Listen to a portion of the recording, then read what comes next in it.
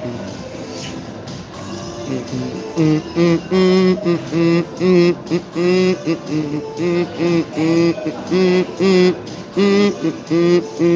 to everybody that's medicine man. You know what I mean? I'm talking about leveling up right now. You know what I mean? We're on that level of talking about leveling up your root work. You know what I mean? And part of leveling up your root work, you know what I mean, is being intelligent, yo, being smart, looking at what you're faced with, everything you're faced with, and analyzing the situation. Now, if we try to level up our root work, when we're doing certain things, like for example, if I'm working some prosperity work, right? If I'm working out prosperity work, what I want to do is know my goals I'm trying to achieve. You have to set your goals. A lot of times people call me and be like, well, man, I need some prosperity work done. I often tell people faith without work is dead. I know that's a Bible verse, y'all. Calm down. Calm down. It's a Bible verse. Calm down. Faith without work is dead. There's wisdom in all things. And one of the things that I gained from that is that you got to move your feet. You can move your magic, but you have to move your feet. You see what I'm saying? You got to move your feet. So when you're doing prosperity work, there's certain things you want to know, certain things you want to do. One of the things that I'm real important on is pulling the energies from certain establishments that have a lot of power, a lot of financial currency that flow through it. For example, I'm here, you know what I mean? I'm at the MGM, you know what I mean? I used to stop by for lunch, you know what I mean? Stuff like that. And I'm at the MGM. And here, there's so much money energy here that when I come here, I extract things. You know what I mean? Now, think of like a root worker. And this is what I wrote in my book, Thinking Like a Root Worker. What you're doing is I go around and I ask people for pens, ink pens, receipt slips, all kind of different things that carry money and the energy of money. So when I walk to the counter to go sign my receipts, when I buy my food, I usually walk off with the pen, no doubt. I walk off with the ink pen. And you put the ink pen in my pocket. Because you have to think about it. The ink pen from the MGM, that ink pen, I use it to write petitions with. You see what I'm saying?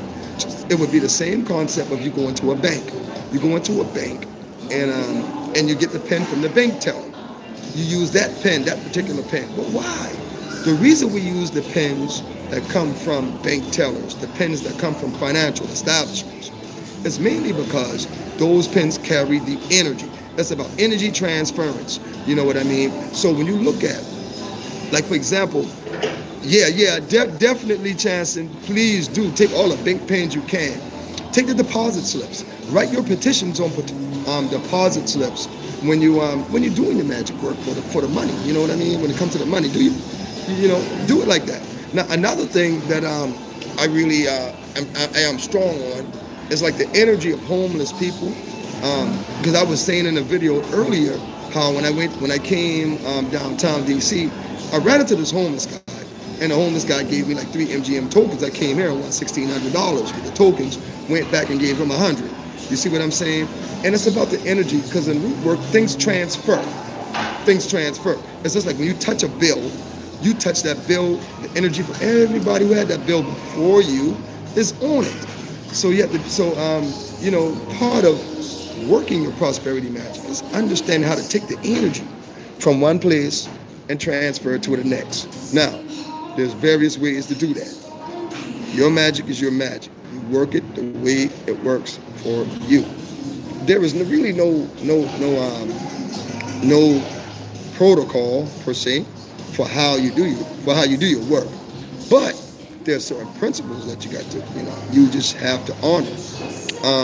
Because it makes the work work. Now, when we're talking about ingredients, and we work, everybody talk about ingredients. You mix this with that. You mix this with that. That with this with that. And, you mix a little oregano. You get some alfalfa. You got some jasmine. You got some lemongrass. You got all these different herbs that people put connotations to.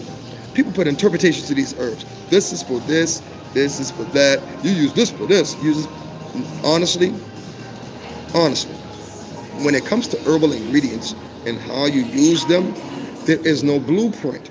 There is no lemongrass is for this, alfalfa is for that, wormwood is for this. Listen, when you learn how to get in tune with the plants, and when you learn how to how to communicate with the essence of organic material. And what I mean by that is you feel the energy. That's an energy exchange between you and the plant itself.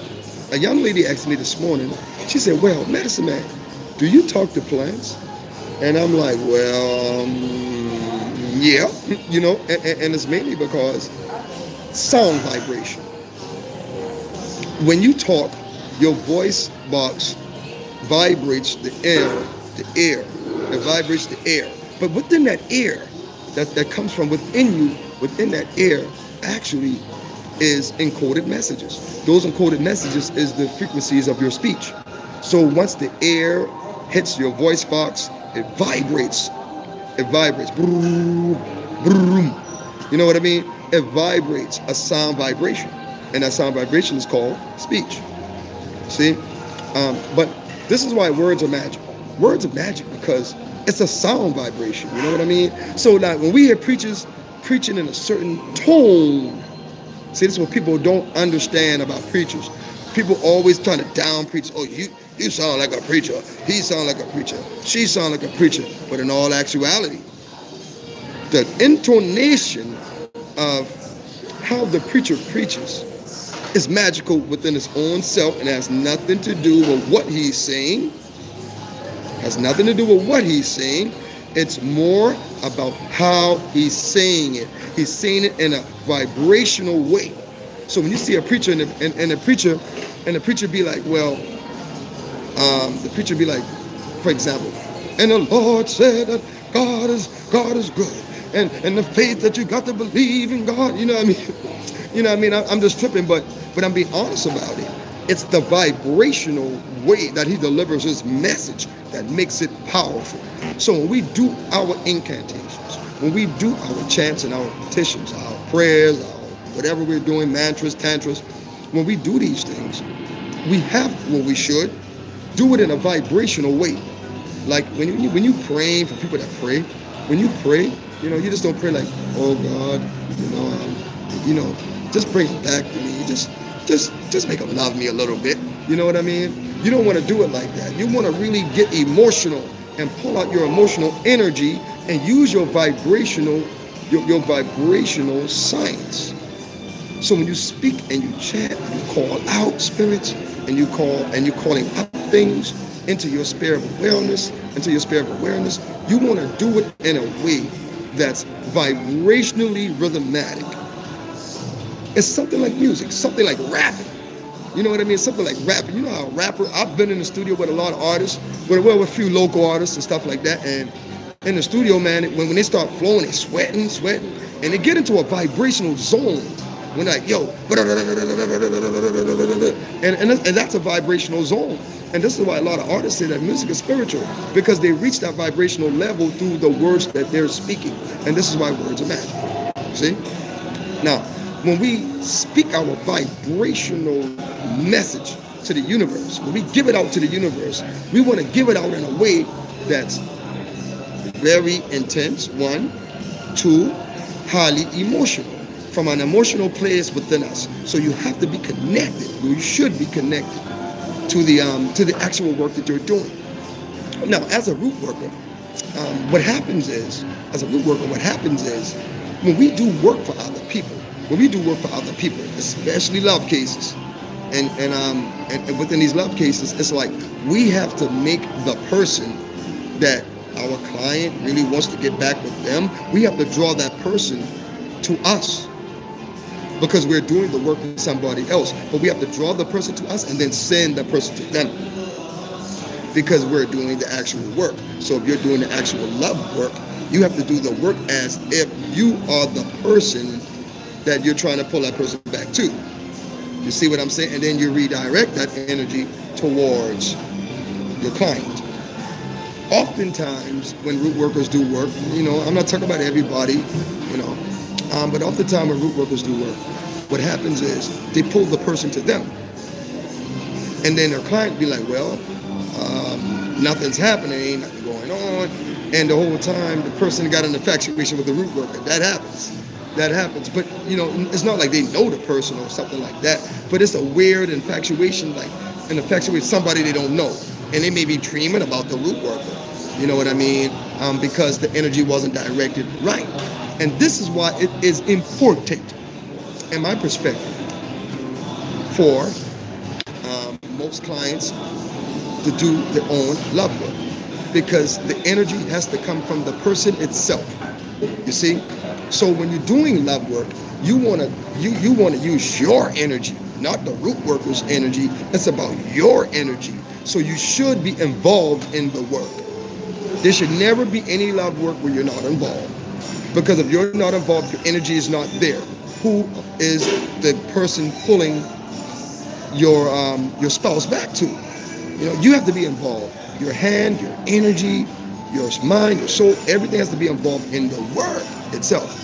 You know, so, and that helps.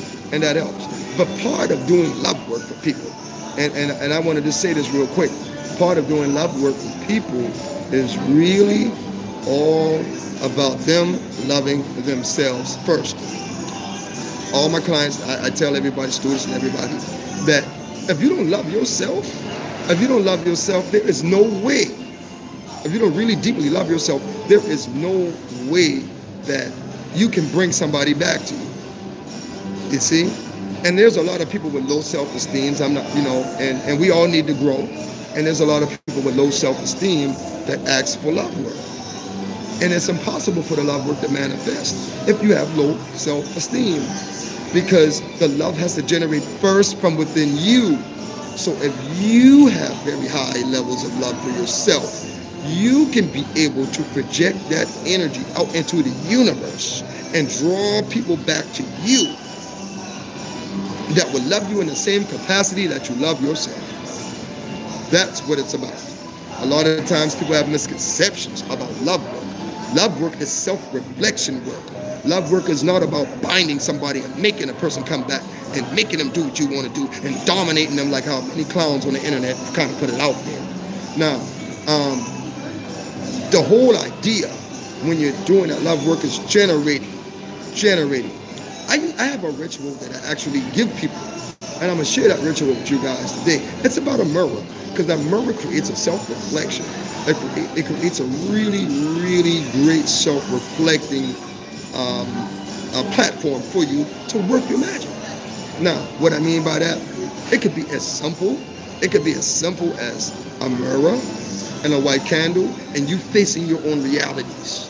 It could be simple as that. Or it could be as complex as you taking a mirror and you working the mirror with a jar, with a hoodoo jar. You mirror, put the jar, and you jar yourself. Jar yourself.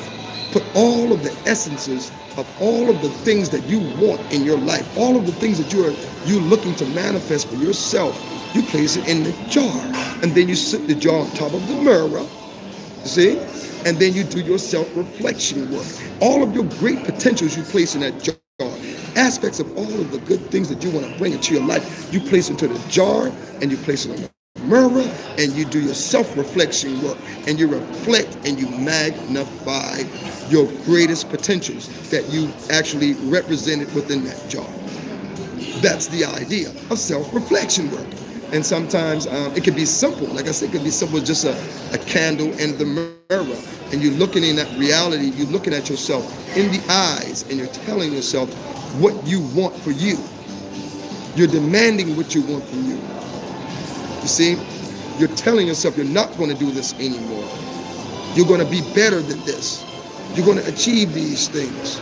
You know what I mean? And that's very important. Self-reflection work is the best work that you could do in your root work. And I often tell people the greatest spells that you can cast is on yourself. Cast them on yourself first. Experiment with you. Don't experiment throwing work. Oh, let me see if this hex going to work. Let me see if this binding going to work. You throwing that work at everybody else, but you did no self-reflection work. You see what I'm saying? So you don't know if your magic is going to work for you. So what makes you think it's going to work for somebody else? It won't. You see? It probably will, you know, it just depends on the circumstances of the universe, the alignments and all that other stuff, if it would actually work for you. But it even defeats the purpose, because the universe is really punishing you by making your root work for everybody else. They're really punishing you. You know, the ancestors are really like setting you up, because because they're like, okay, you want your root work to work. It works for everybody else, and then when you come back to try to make it work for you, it won't work for you. And people think making your work for you is about, oh, I'm gonna do this spell on this person, spell on that person. This putting spells on people is whack. It really is. And root work, and the realest root work, the greatest spell that you can cast is on yourself. We are broken people. We need healing. And everybody has situations in life. We have children. We have families that are broken. So you want to use your power and your potential to heal your damn self. You know what I mean?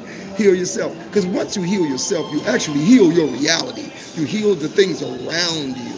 Because see, once you become healed, everybody else will be open around you to healing themselves also. And it's very important that we participate in our own transformations like that. Now, transformation is not about on any level doing work on people. And I think for the most part, the root working community, within the root working community, it is, the idea has been projected out there that it's really all about you casting the spell on someone else. And that's not true.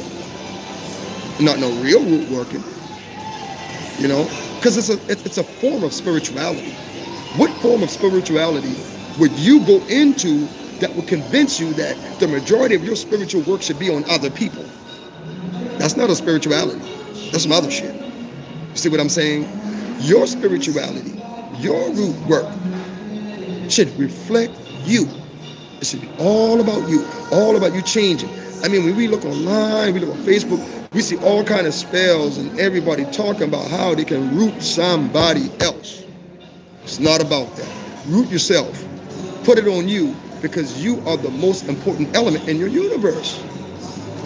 You see, by you using all of your energy and putting all of your energy out there on everybody else, what's left for you? Nothing. You see, you done did 10 binding spells this year. None of them on you. You done did 10 obsession spells this year. None for you. You done did 40 hexes, 40 protection spells, all of this stuff, but none of it for you. None of it reflects what you need to change within yourself. This is what root work is really about. Hoodoo derived as an antithesis to oppression. And that was a social, political oppression. From slavery on the plantations, they devised the systems, West African, Central African, indigenous knowledge, all merged as a system called hoodoo, roots. And within that system, it was designed to combat oppression. This is what root working is about, combating oppression. But it's not only about the oppression that we face in societies, such as police brutality and gender wars and all kind of other types of oppression that we face in society. It's about the oppression that we inflict on ourselves. It's about the oppression that we inflict on our families, the oppression that we inflict on our children. And the need to heal from all of that is what root working is about. Because if we don't heal ourselves, we don't heal our ancestors. You see, it's simple. You don't heal yourself, you don't heal your ancestors. If you are walking around still broken, your ancestors are broken. Because you are the highest manifestations of your ancestral lineage. So if they're broken, you're broken. If you're broken, they're broken. You share the same realities. So in order to heal this energy, heal this inner paradigm, the real paradigm, the inner paradigm. In order to heal it, you have to change. 1, you have to embrace it. 2, and you have to be persistent and persevere. 3, never let go. We heal ourselves, we heal our ancestors. This is the science of crossing our ancestors over correctly. There's no ritual you can do to cross your ancestor over. You can have 1,000 goats, 45 roosters, 23 possums, 89 deer, and you can cut everybody up, do all the blood magic you want to do. But if you don't change what's in you, your ancestors ain't going to change. They're not going to respond to that blood. They're not going to respond to those animal bones. They're not going to respond to those roots. They're not going to respond to them herbs. They're not going to respond to that graveyard dirt. They're not going to respond to that bank dirt. They're not going to respond to nothing if you don't change. Okay? You can't be ratchet and be spiritual. It don't work. I've tried it. All right. And, you know, and that's just a, you know, a lighthearted joke. You know what I mean? For the most part, you can't heal your ancestors until you heal yourself, okay? Because we are the highest manifestations of our ancestors. And healing ourselves, healing our families is all what this root work really about. Just about our ancestors left the tradition for us. It's to combat oppression. Who are our biggest oppressors? I know everybody gonna tell us, the white man oppressing us. No, it's not. It's really not. We are our greatest oppressors. We are. You know, there's nobody that can oppress you more than you. Being an underachiever is a self-inflicted wound.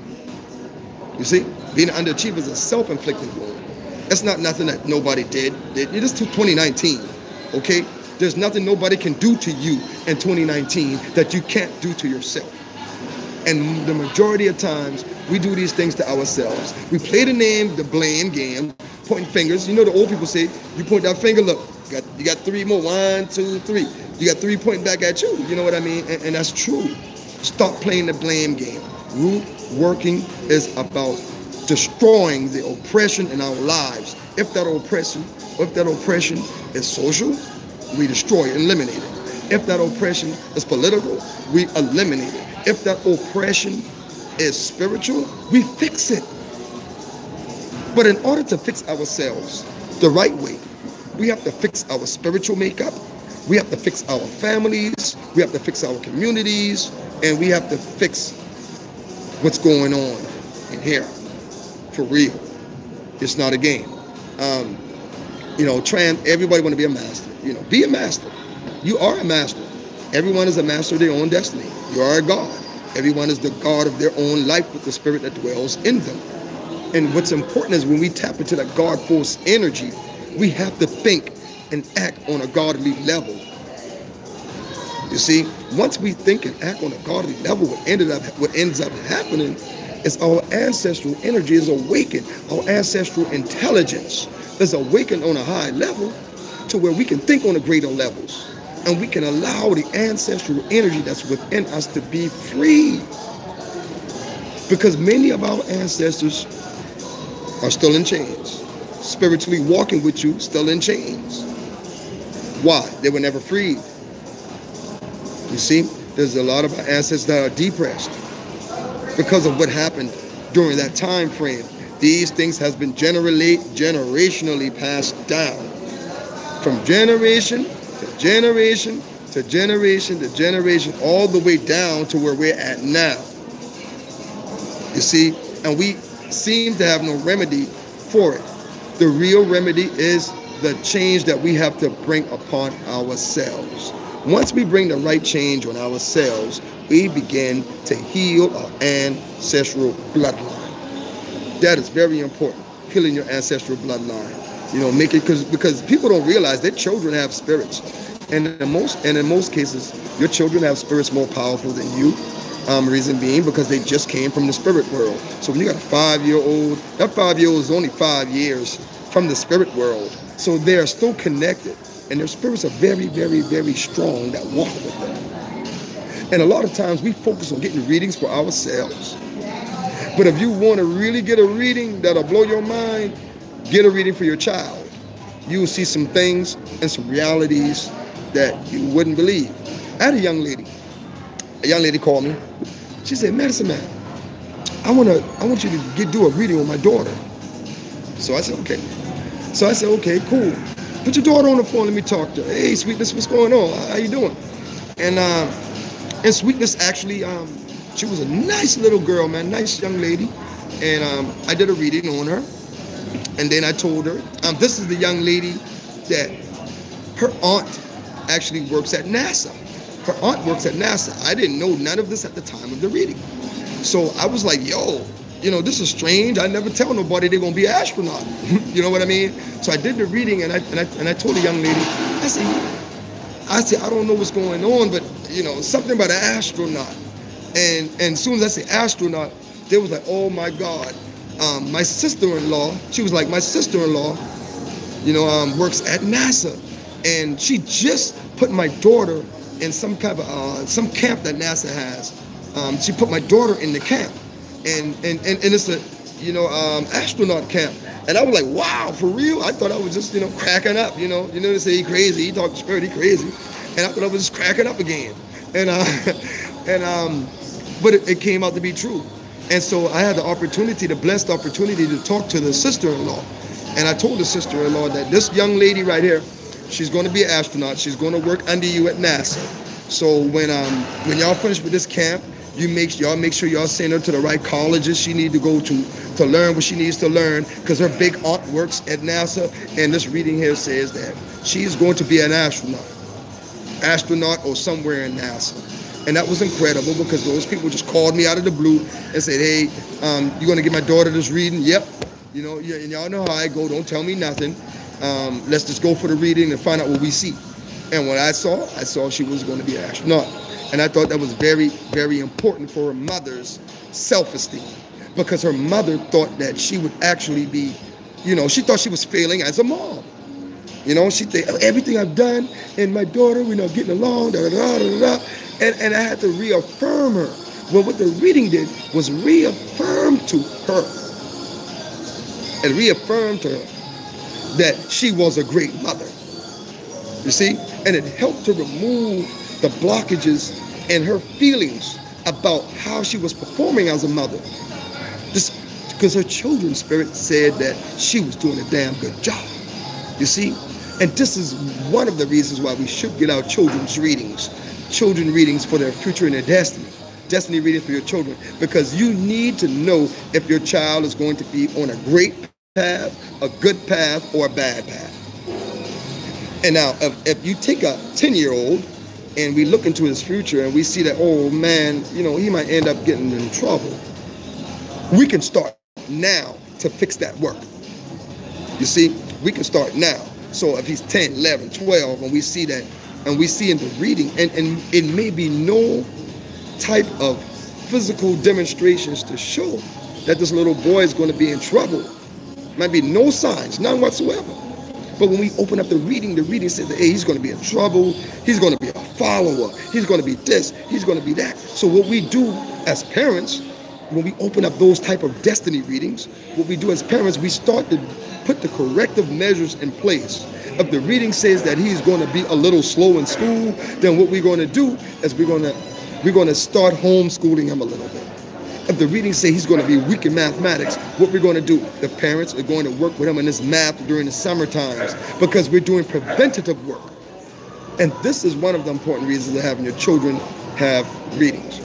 Another thing, people in relationships. When you're in a relationship and you have children that don't belong to the person that you're with, you have to understand the way that you allow people to treat you in those relationships. Your children have spirits, okay? And a lot of times we see relationships go boom that way and go this way. We got children involved, and we don't know. We don't know that whole time. It's not this guy acting like an idiot. It's not this girl acting like an idiot. It's the spirits of the children removing these people out of the parent's life. And they will do that. If the security of the child is jeopardized, the egos of the child will step up and remove people out of the way. And that's very important to understand, because a lot of us don't understand. I've had very few people call me for readings for their children. But let me tell you, destiny readings for your children are very important, especially if you have a child that you want to send into college. You want to send them to college, get a destiny reading, because that destiny reading, what they're going to do is show some of the stronger characteristics of your child. Your child might be a mathematician. Your child might be a biologist. And we're going to show the strongest aspects so you can nurture those aspects. And so by the time they reach the point to when they can begin to travel on their path, the career path, when they reach that point, they'll be well prepared, right? Cool deal. They'll be well prepared for it. And that's important. When we think about root working for the family,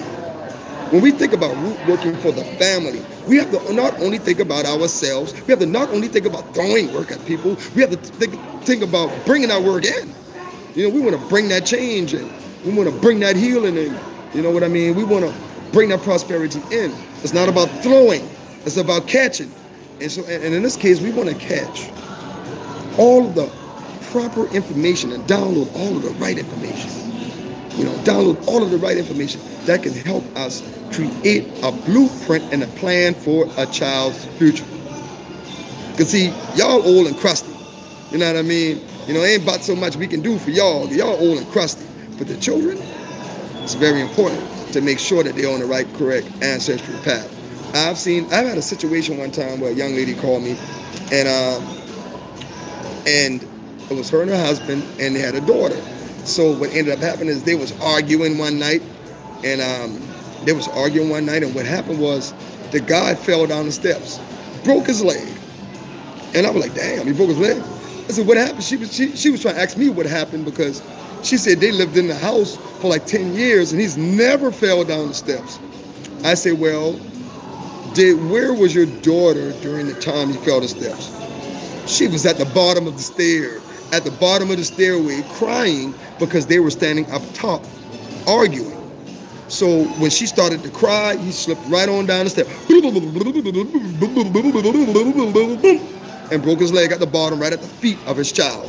And that was some next level stuff. But I ultimately told her that it happened because her daughter's eggons snatched him and dragged him right on down there to the foot of his daughter so he could stop with the BS. You see? Simple and plain.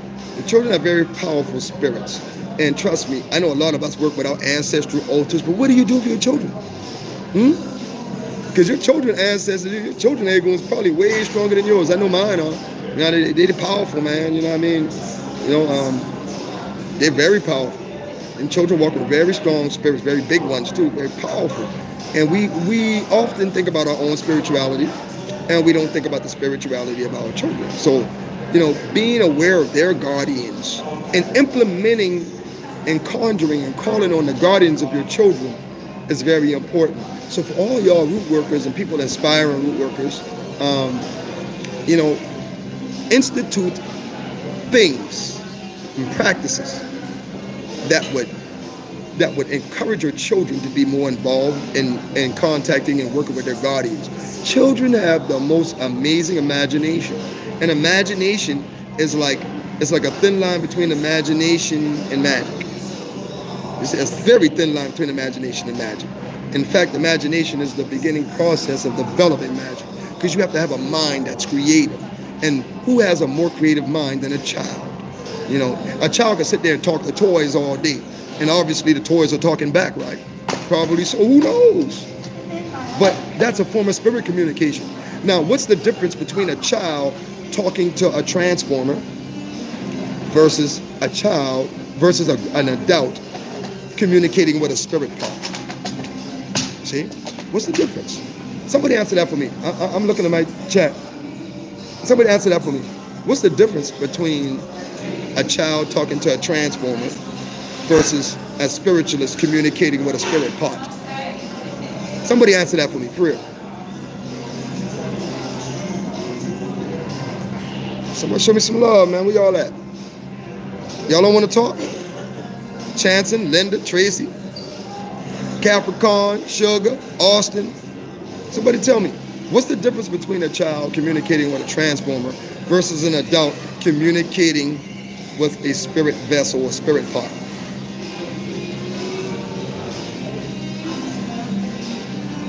That's right, worldwide. Worldwide disciple. That's right. You're right. There's really no difference. Who's to say your children are not already working magic? You see what I'm saying? So if they can sit down and talk and communicate with toys, well, you should have them talking and communicating with their altars or with your altar, because they have very powerful eggons. A lot of times when we try to change things in our life, like prosperity work, like if you down on your bills and you really need to get it up, most people say, I'll call a root worker and have it done. Man, listen, you don't really need to. You're a provider for your children. Pull your children in front of the altar, and you have your ancestors and their eggons and their ancestors. Everybody come up. Get everybody up. Get everybody up. and you ask them, for the sake of my son, for the sake of my daughter, for the sake of my child, this is what I'm asking for. Their egg wounds will move way faster than yours. Trust me. Trust me. You know, but it has to be sincere, because children's spirits don't play.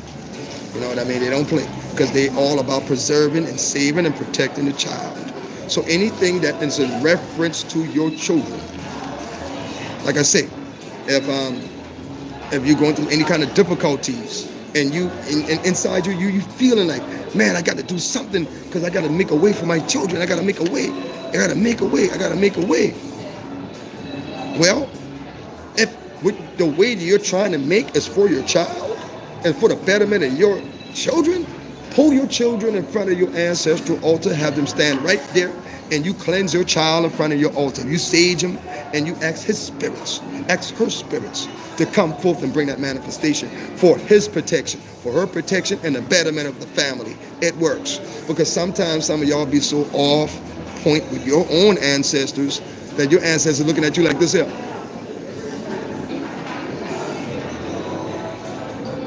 Because you're so dead wrong in life. But when it comes to the children's ancestors and the children's egg wounds, you know, they're always going to walk with them. Always. You know, the children's ancestors are always going to walk with them. And the thing about the egg wounds of your children, they never mad with your children. You know what I mean? But your egg wounds are going to get mad with you, though. Because you out there dating some clown. You out there, you know, you're probably robbing and stealing. You know, you got all kind of crazy stuff going on in your life, and you know it's crazy, but you still participate in it. So your ancestors are busy teaching you a lesson. You know, they're busy teaching you a lesson. And so when you get caught up in that lesson that your egg wounds are teaching you, you know, and you really need to make some changes in your life, it's always good to consult with the egg wounds of your children. Trust me, you know, but they ain't gonna play with you either. You know what I mean? They're not gonna play with you either. They're strictly for the children. And if there's any kind of life issue that you're having that would hinder your path as a parent, and with working with your children, just put your children in front of your ancestral altar. You know what I mean? One of the greatest things that I would tell people, wipe kaolin clay down your child. Wipe the kaolin clay powder. Take that and wipe it his face, his arms, body, cover him white. Cover the whole child white. And then you sage him, you cleanse him, spin him around in a circle. To the right, spin him around, and you sage him, and you cleanse the child. You know, you don't have to blow smoke on your child or something like that, but you know, you can use sage. I like red sage, actually, for children. That's just my personal thing. Red sage, and sage your child. You know, sage him, and spin him around in front of the altar with the white kaolin clay all over him, or her, the kaolin clay powder, which is spirit powder. That's when you look at Africa, and you see in Benin and Togo, when you see the different ceremonies that take place, you often notice that they have this white powder stuff all over their face, and you know, some of it, not all of it, is kaolin clay powder. It's a white spirit powder, and it's something that we've been using in the African traditions and in African-based religions. They use the spirit powder to be mounted with the spirit. So when you're calling on the egg bones of your child, and I know this is a harsh one, and people are going to be like, oh, you don't do that. Oh, you don't do that. But trust me, when you're working with your ancestors and working with your children's ancestors, there are techniques that you can use to call them through for the betterment of the family. And one of them is you know, putting the kaolin clay on the child and have them in front of the altar, and you speak with their egg bones. Have them sit next to you and you speak with their egg bones. You can do readings, or you know, some people you do readings. You know, tarot card, pennies, obi, shells, seashells, whatever you're reading with. Do the readings and ask your child's ancestors, because it's very important. Once you do that, they would move more for prosperity for you than anything else, and protection, prosperity, protection.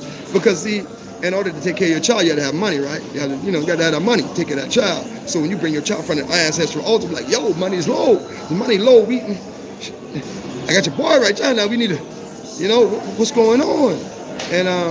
And you communicate with them. Do your offerings, of course, and they will empower you just for the sole purpose of you got to take care of their child. And this is what makes root working unique. This is what makes root working unique. You see, makes it unique. You know, a lot of people don't even work with their children in their spirituality. How many of y'all work with your children in your spiritualities? And their root work and stuff? The magic, the alchemy, you know. How many of y'all work with them? Let me see a show of hands, man. Throw them hands up, yo. Throw them hands up. Everybody throw their hands in the air. You know, I believe that a month or so ago, they told me to start having my 14-year-old son to come and sit with them for at least 5 minutes. And he has been doing that. Okay, Linda, so since you've been having your child kind of pretty much involved for that 5 minutes, how has his behavior changed? That's one. How has his dreams and sleeps changed? I want to know that, Linda.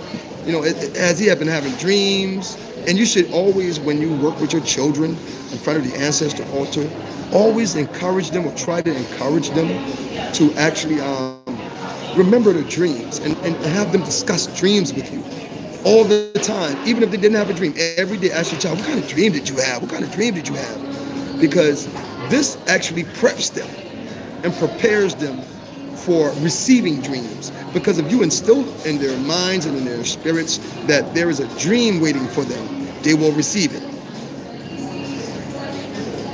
All right, Capricorn, I hear you now, you know what I mean? But don't put your foot in your mouth now, because the minute people talk about, I ain't got no kids, they ain't up pregnant by, you know, by October.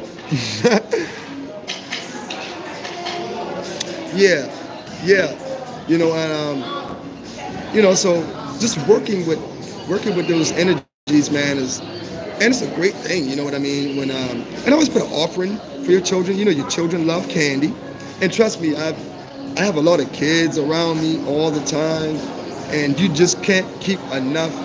You just really straight up can't keep enough candy on the altar because every time I put a candy up there, all I see is empty wrappers. But I'm cool with it. A lot of people get like upset, like, oh, they eating up the ancestral altar. Oh, they eating up the altar. Oh God. Oh. They eat up the altar because the spirits kind of draw them to it. You know what I mean? The spirits draw them to, like, hey, eat this candy. You know what I mean? What you need to do is follow your child. You know what I mean? Because they happy as hell. You ain't. You know what I mean? Your child go sneak on the altar, eat a candy. He go in the room dancing, jumping off the bed. He happy. The energy is right.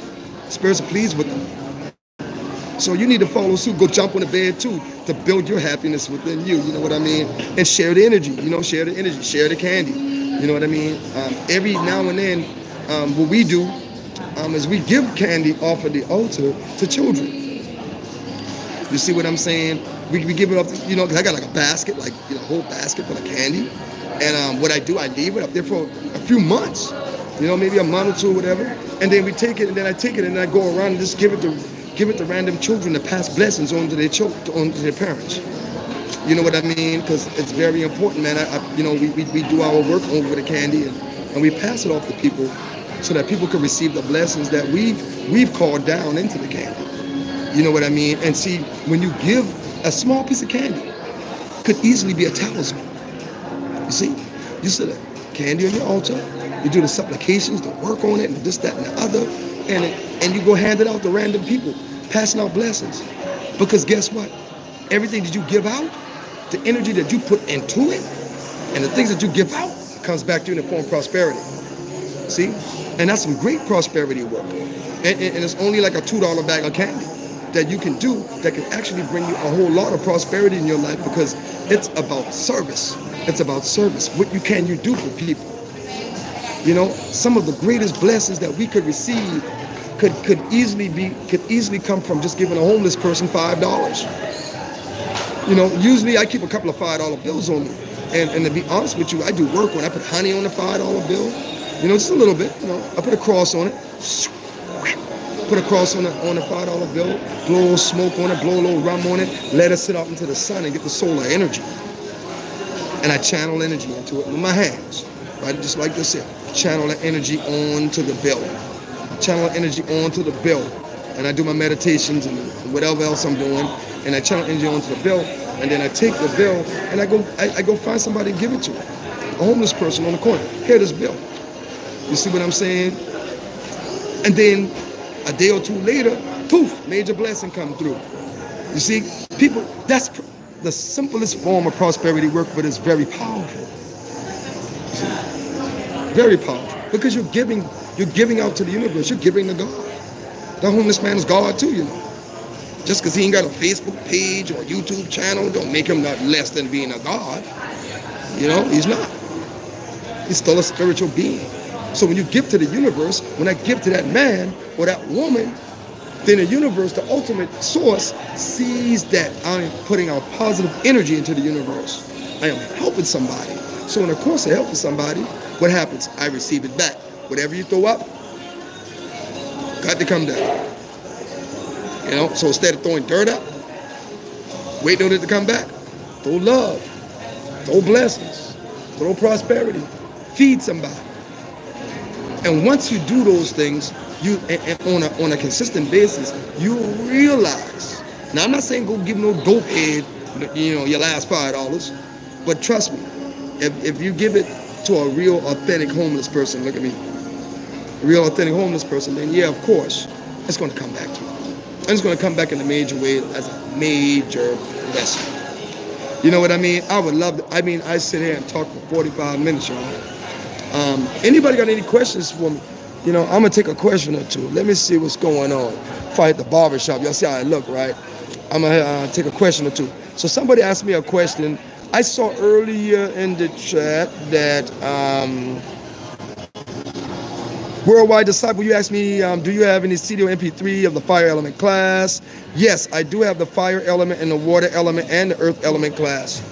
I have those classes. So if anybody want to purchase those classes, of course, email me. Email me at medicinemail21@gmail. Medicinemail21@gmail. It's MEDICINEMAIL21@gmail. And you can have those classes. I can send the classes to you. I generally sell the classes for about $50. Each class is $50. They're about 2.5 hours long. A lot of information is covered. And I also answer questions for everybody that buy the class, people that purchase the class. Always feel free to email me, inbox me, or whatever, and ask me about contents that's within the class. I always do that part for everybody. And I'm actually creating a Hoodoo 101 class. And I'm Rootwork 101 class that I'm having video. It's just been real complex for me doing the live classes.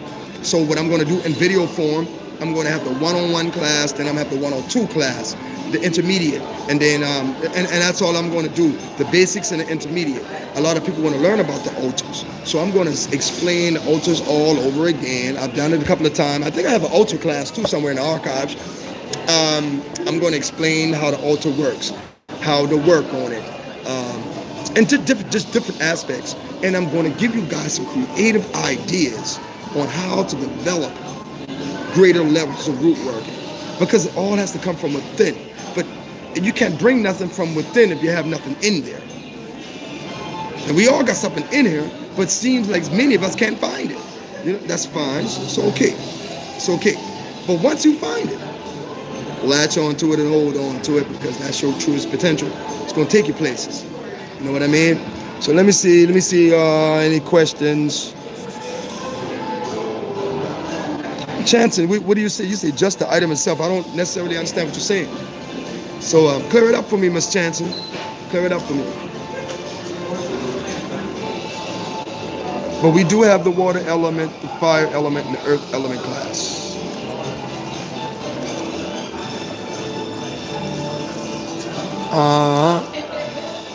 Let's see. I'm waiting on. Oh, listen. Worldwide Disciple. Listen, let me tell you something. I am 45,000 words deep into working them roots too. The book, actually, I was going to release it this month. You can purchase my book on Amazon. Just go to Amazon and put Working Them Roots, and you'll be able to find my book. It's the red and black book, Working Them Roots, Medicine Man. And you know what's crazy is I actually just went on Amazon yesterday and read my own reviews, and that was wild. You know, I was like, wow, I was shocked. I was shocked when I read my own reviews because so many people showed love, and so many people loved the book. You know, and I'm so grateful for that, man. I mean, really. I'm grateful because when I wrote the book, I just felt like it's more, you know what I mean? I like to give knowledge. I don't care. You know, I give it out. You know what I mean? And I just felt like I should have put more and more and more. So that energy that I had that was left over from the first book, the energy, what I did is I recreated myself once more again, and I say, well, you know what? That more I'm going to give it all out in this book here. So this book, Working in Roots 2, Thinking Like a Root Worker, is really more a guidebook on how to work that work. You know what I mean? It's no history. You know, it's no mumble jumble, no talking. You know, little knowledge, a little bit of knowledge, but the whole book is about working at work. Like, I have client-based scenarios in there. Like, what would you do scenarios? What would you do if this happens? What would you do if you just lost your job? Your husband lost his job. You see? And you have a mortgage that has to be paid on the first of the month. What kind of root work would you do? How would you begin the process to heal your broken situation? You see, rule number 1, what do you do? You have to read it, right? Look spiritually into it. Do your reading. Do your reading. Ask your ancestors. What is the root cause of this? And what is the root remedy for this? You see? And then after we determine from the readings what needs to be done, the next step is we do corrective measures to correct things. So in this new book, what I'm talking about is the actual work to establish yourself as a root worker. Some great ideas, some great techniques. I'm more or less just kind of showing you step by step in this book. It's a guidebook. You know what I mean? So a lot of people will love it. All you guys who are new to the root working path, you're going to love it. I'm just sharing my knowledge. I really didn't do any research. I just sat there out of my mind, and I just sat there and typed like, okay, because this is what I would want somebody to teach me. This is what I would want to know. And I wrote that book just like that, you know, for what I would want to know, what I would want to ask someone. Yeah. And so in my book, I don't really talk about herbs and roots. I don't. Because I'm the kind of root worker where I'll tell you in a moment. I'll tell you in a minute. Learn how to communicate with plants. Just because they tell you on the internet that a particular herb is used for a particular reason, don't fall for it. A lot of these herbal classifications came from you-know-who mojo. And those classifications ain't right, because those classifications totally miss out the actual science of communicating with plants, communicating with nature.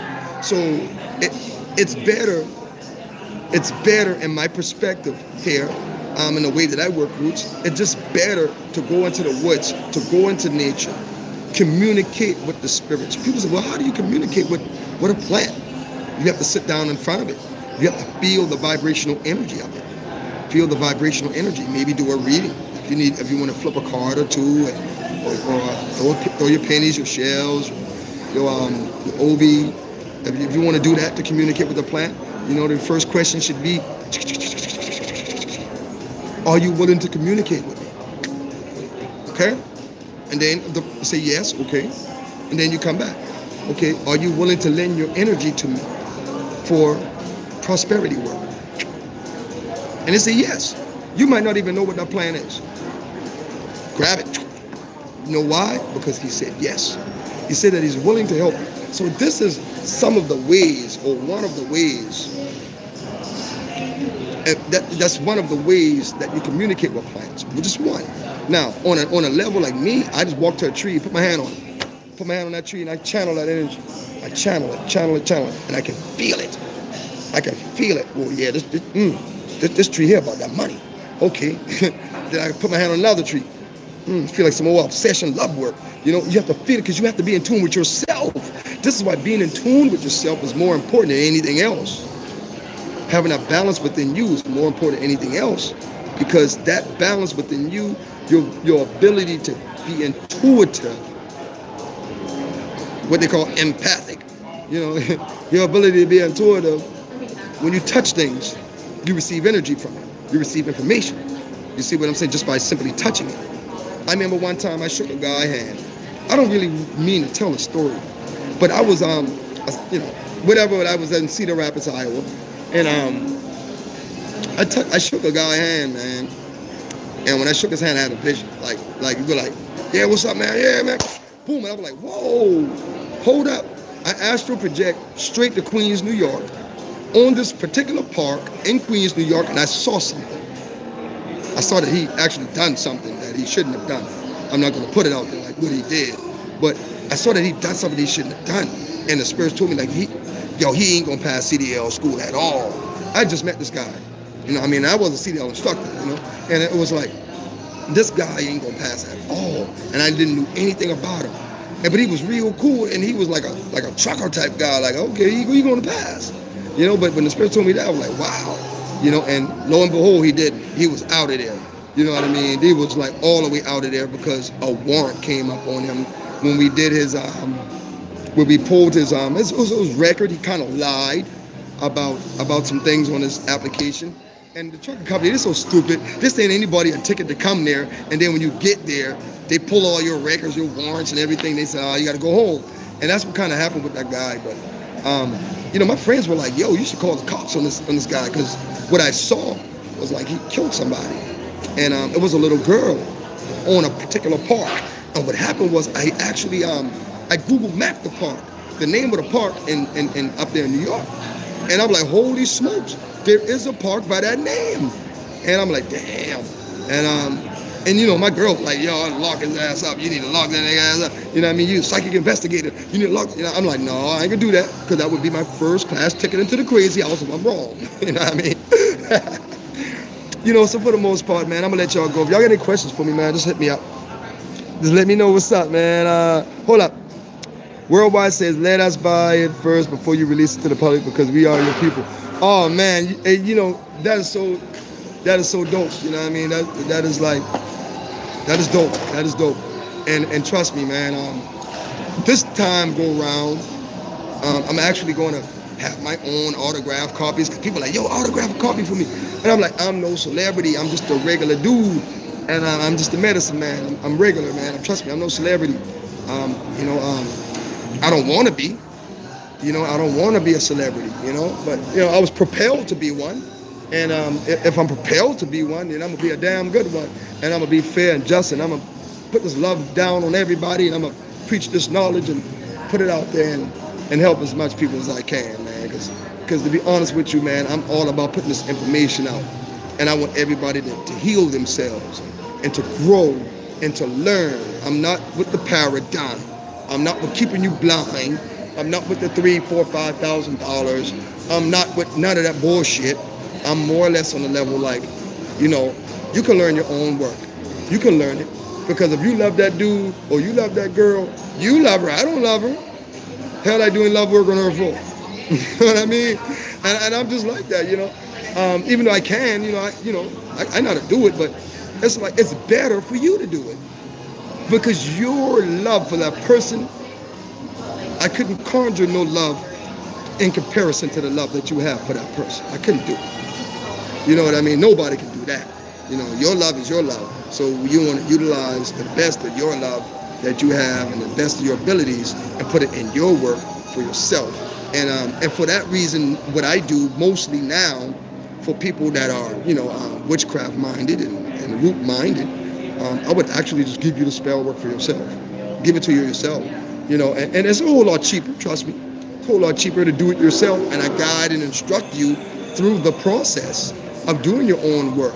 I think it's worth the chance of doing your own stuff and actually realizing that you have a gift too.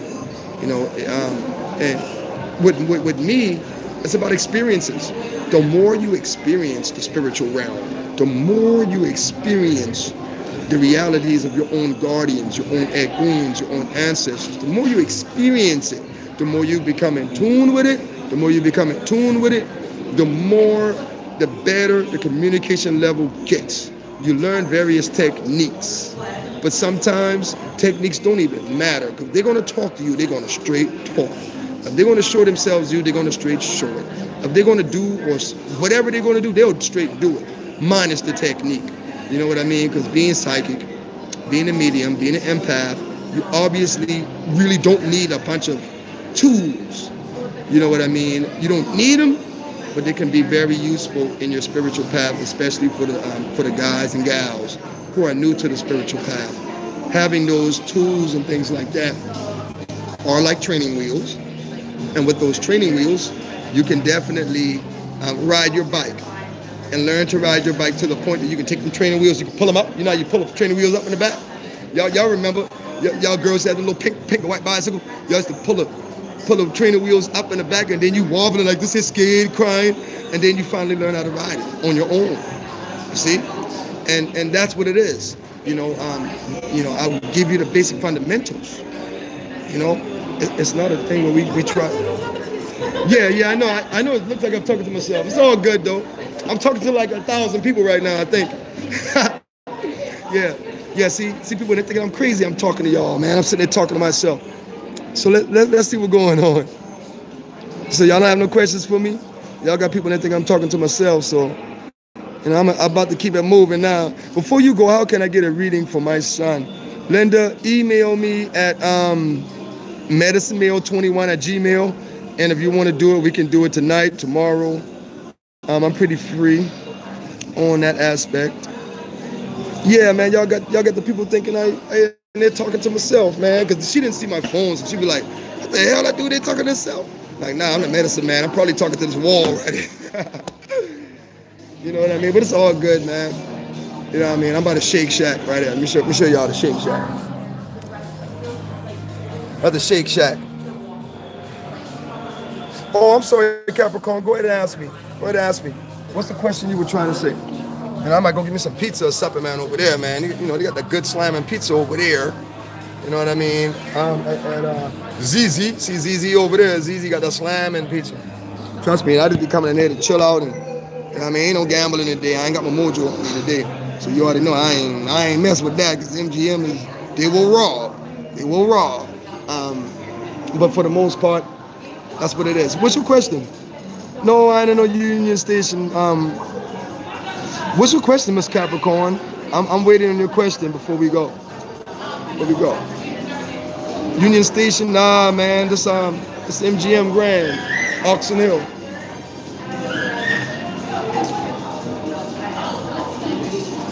All right, Miss Capricorn, I'm waiting on you. I would like a reading for my significant other son. Need her. Oh, Amy, Lord. Amy, call me, man. Just call me when I offline. Call me when I'm offline, and we'll arrange the reading for You got my number, Amy. You already know. Any work you can do to remove fear? You know, that's a great question. That is a great question. Oh, it's okay, Capricorn. Removing fear, man. You have to invoke courage. Invoke courage from within you. And it all depends on what the fear is. You know, some people got fear of spiders. Some people got fear of roaches. Some people got fear of crabs. You know what I mean? It just depends on what the fear is. You work towards defeating it. One of the ways, like, being afraid of something is facing it. Face it head on. Face it head on and deal with it. You scared of spiders, you look that spider in his eyes and you ain't gonna touch me. You know? And you have to do it with unconquerable faith. Oh, Lord, Capricorn, you scared of spiders? Man, listen, spiders are the best prosperity. Listen, you take that spider, you catch him and slap with that shoe. Pow! Slap with the shoe, and you crumble his little butt up right in that doggone prosperity powder. Because spiders are one of the ingredients for prosperity powder. Yeah, you heard it from me. Smack his little butt, pop! You know, with the flip-flops, pop! And crumble him up, let him dry out, and put him right in there, in the prosperity powder. Mix that spider with a bumblebee. And, you know, spider and a bumblebee. You know, and powder them down. What you do, you let them dry out first, you know. You let them dry out, like sit them in a jar or a bowl or whatever in the direct sunlight. Let them dry out. Bumblebees are great for prosperity. Trust me, they're full of pollen, full of honey. And what we do, you take the bumblebees and you dry them down. You dry the bumblebees up. You know, like sit them out in the sun, they dry up, and they'll crumble right into a powder. And the same thing with the spiders. They crumble right down to powder, and you mix them in with your prosperity powder. You know, one of the base ingredients that, you know, that I kind of teach people to use for prosperity powder, mango powder, from the mango. Yep. Mango powder, sugar cane. Yep. You know, we take the sugar cane and we just take a razor and just scrape the residue off of the sugar cane. And we just kind of scrape it off the sugar cane and boom. And we use bamboo powder too. Bamboo is great. Bamboo stick powder. You know, we take because don't you know inside the middle of the bamboo stick there's paper. When you get a bamboo stick, in the middle there's a paper, and you actually pull that whole paper out like a sheet of paper, and you can write your petition on it. Fold it back up, lick it, honey on it, stick it in the bamboo, and do some other stuff to it. That get you gullah shit right there. I ain't gonna tell y'all that. But and you know you got that bamboo stick. I can shake it. Trust me, people see me shaking it. You see me shaking it, and hit it on the table a couple of times. Bop, bop, bop. Things start happening. You know what I mean? Out of nowhere. You know what I mean? So there's a very, very, very powerful work that can be done with the bamboo stick also. You know, I had an old friend of mine who I taught a few things, and he had my bamboo stick in his nganga, but I ain't gonna call no names. You know what I mean? You know, stole my style, but it didn't work. As you can tell, it didn't work. But that's how it goes. That's how it goes. You know, but there's the spider and having fear of spiders and stuff like that there. I mean, that's normal for women. Women are scared of, man, listen, my girl, boy, if she see a roach, and we don't even have roaches. Anything that look like a roach, an ant, she, oh! You know what I mean? Like, whoa, calm down, hold up, man. Y'all don't have to get the gun to shoot an ant, right? You know, she holler like somebody's kicked down the door, and ain't nothing but an ant. You know what I mean? I'm running out the back with the 44, like, well, where you at? And I'm like, man, ain't nothing but a blue ant, man. A blue ant at that. It ain't even a red ant, it's a blue one.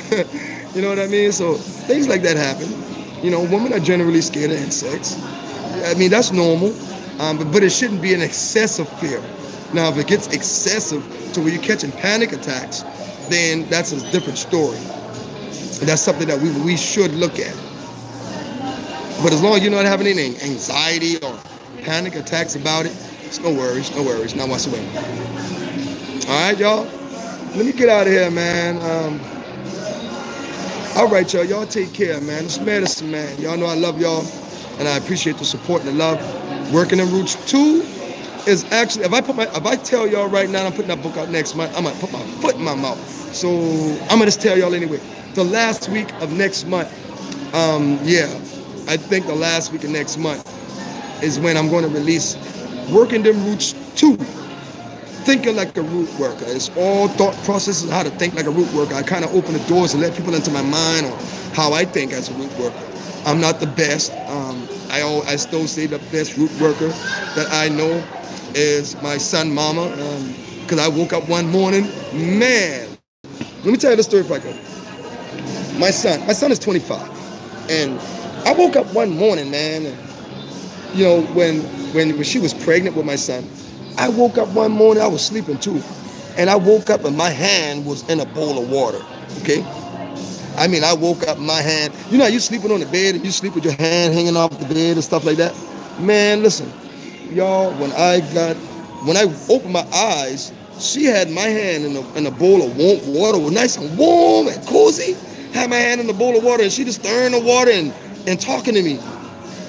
So when I woke up, no lies, and I woke up, I'm like, what you doing? She was like, yo, who's Keisha? I said, Keisha? Who's Keisha? I was young at the time. I was like 19. And she was like, who's Keisha? And I'm like, what the fuck? How the hell she know about Keisha? She said, that's the girl how you been to last night. I'm like, oh, how you know that? She said, man, listen, this work right here, make you talk in your sleep.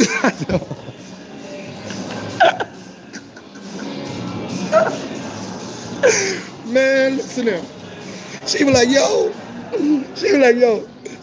this work right here will make you talk in your sleep. And I told it all, guys. I told it all. And ever since then, I was a believer, man. I used to sleep with my hand in my pocket. You know what I mean? Real talk. For a long time. Yeah, I'm on my YouTube channel, man. Having no fun right now. Yeah, man. So there's people in MGM, man. Them boy know me, man. I come through.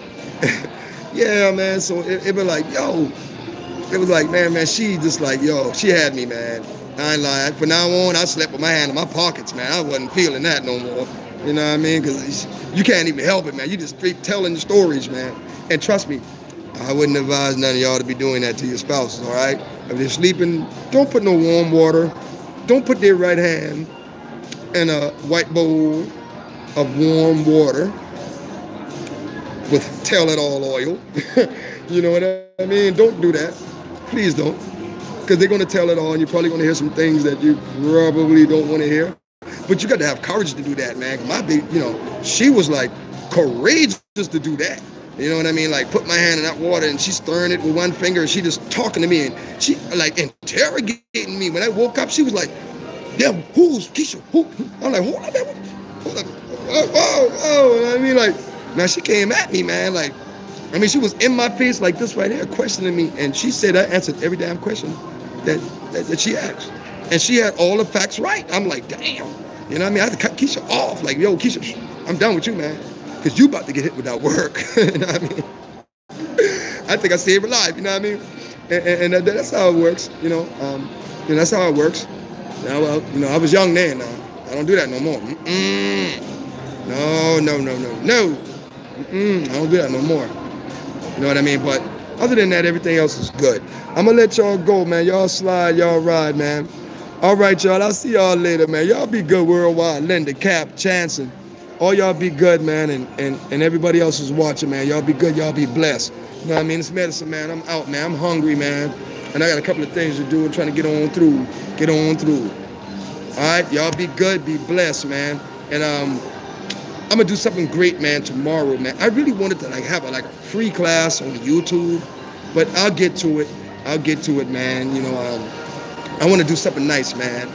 Just something live, nice, and free.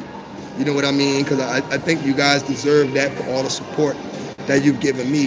I think I need to give something back. And me giving back would definitely be, it'll be a private class. Everybody on YouTube ain't going to see it. You know what I mean? I'm going to make it private, and then we're going to get together, and somehow I'm going to figure it out. Just for my, for the main people, for all you guys, I'm going to do it. And just let me get the dynamics of it all together, and then we'll roll probably this weekend. I'm going to do something nice, man. I'm going to pick some work and actually show you guys A through Z on how to do this work. It's probably going to be something about prosperity and money, of course, because I think people shouldn't come to a root worker for money work. If you're trying to get money, where are you going to get the money at to pay your root worker? So so I like to give out free prosperity work. You know what I mean? Because it's about getting up, but remember, when you do the work, you got to do the work with this hair too. The foot, you know what I mean? You got to work that foot, yo. You got to keep it moving, you know what I mean? You have to really go out and explore your possibilities when you do that prosperity work. So y'all take care. This medicine man, you know what I mean? Love y'all to death. I appreciate the support. And we will be back. We'll be back in action. We'll be all the way on Saturday. I think it's either Saturday or Sunday. I'm going to do something real nice for YouTube. Y'all watch. I'm going to do something nice for y'all and just give y'all a great understanding. I might just say, fuck it, I'll do a hoodoo one-on-one on YouTube and just lay it out there for you guys to give you ideas the way you can grow your root work. So y'all take care. Be good.